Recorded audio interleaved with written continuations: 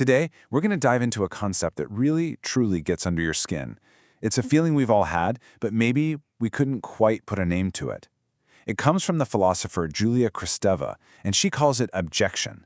And trust me, it's the key to understanding our deepest, most gut-level feelings of revulsion.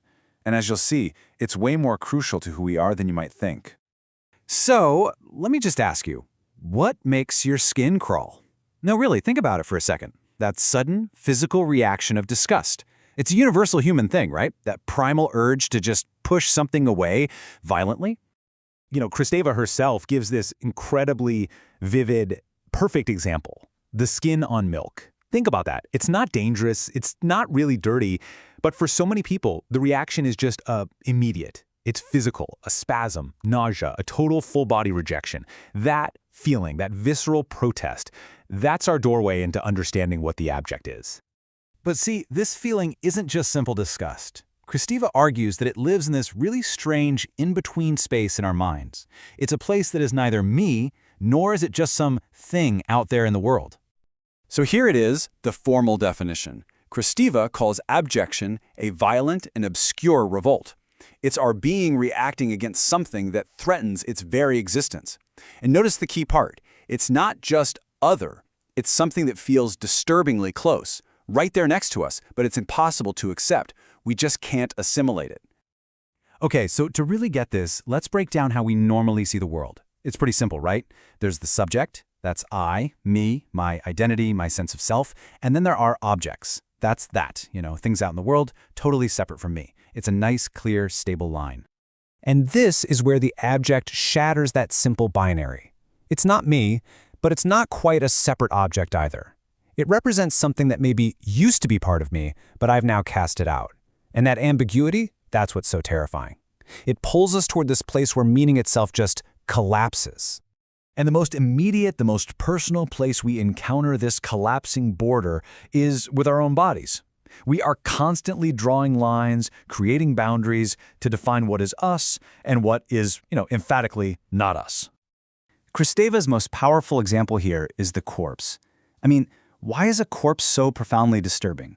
Because it's a person who has become a thing. It completely erases that line between subject and object, between life and death. It's a former I that has become an it. It's the ultimate limit, the border of life, and now it's collapsing and invading our world. And this applies to anything our body pushes out to maintain its own life, its own integrity. We're talking filth, waste, the pus from a wound. These are all literally parts of us that we must cast out to remain us, to stay clean and whole. They're these constant reminders of our own materiality, our own mortality, things we have to push away just to live. But it goes so much deeper than just being dirty. The abject is anything that threatens order. It's the in-between, the ambiguous, the thing that crosses a line where it absolutely should not be. It's anything that does not respect limits, places, or rules, whether those rules are physical or social or even symbolic. And this same exact logic, it expands way beyond our own skin. Just like we define our physical selves by casting things out, whole societies define themselves by excluding people and behaviors that threaten the social order. Think about the traitor, the hypocrite, the murderer who claims they're doing it for a higher purpose. These figures are socially abject. And why? Because they look like one of us, they use our language and our laws, but they corrupt them from the inside. They completely dissolve the trust and the moral lines that hold our society together. And this leads to the absolute horror of social abjection. Kristeva points to the piles of children's shoes at Auschwitz.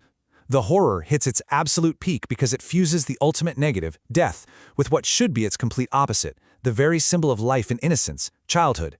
It is the collapse of our most fundamental moral order.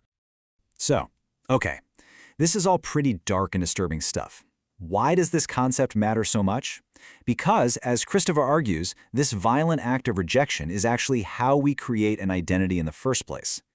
The process basically works like this. Step 1, something ambiguous shows up, threatening the border of who we are. Step 2, we react with that violent spasm of rejection, nausea, fear, disgust. And in that very act of pushing it away, step 3, we draw a line. We define where I end and the horrifying not I begins. And that rejected thing, that becomes the abject. and it serves as the permanent, threatening border that gives our own identity its shape. All right, so if we spend our entire lives pushing the abject away, what does art do?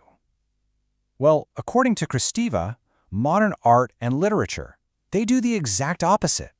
They dive right in. Writers like Dostoevsky or Joyce, they don't shy away from the horrifying or the disgusting or the morally messy. No, they explore it. They try to find a language for what feels unspeakable, and in doing so, they test the very limits of what we can think and what our society can handle. Kristeva analyzes this incredible line from Dostoevsky, where a character is talking about watching a fire. This idea that horror can be mixed with enjoyment, that destruction can feel kind of exhilarating, that is the absolute territory of the abject. It's that queasy mix of repulsion and fascination that great literature forces us to confront in ourselves.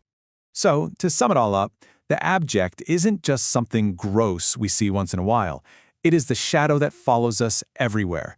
It's the necessary horror we have to constantly reject just to be ourselves, both as people and as societies. Its border is the very foundation of who we are. And that leaves us with one final, pretty unsettling thought.